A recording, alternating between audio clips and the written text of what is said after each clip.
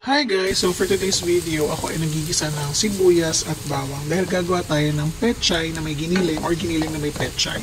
Either or, yun na yun. So, nagigisa tayo and then ilalagay na natin ang ating giniling. So, I have here 1 kilo of pork giniling. Then, titimplahan ko lang to ng ground black pepper, soy sauce, tapos kung gusto yung dagdagan ng konting asin kasi magkaiba yung alat or patimpla ng soy sauce and asin, konting sugar or oyster sauce, pwede rin. So, dito naglagay ako ng isang pork cubes and then pinalambot ko lang yung giniling natin sa water. And then kapag malambot na yung giniling, isasama na natin yung ating chop pechay. Ayan. So, depende na sa inyo kung gusto nyo pang magdagan ng ibang gulay. Pero for this recipe na ginaya ko lang sa kaibigan ko, hello to you. Ayan. So, luto na yan. Pinakuluan ko lang. Tinimplahan ko. So, check nyo na lang kung okay na sa inyo yung alat. And yun lang guys. I hope to see you on my next one. Bye! Kain na tayo!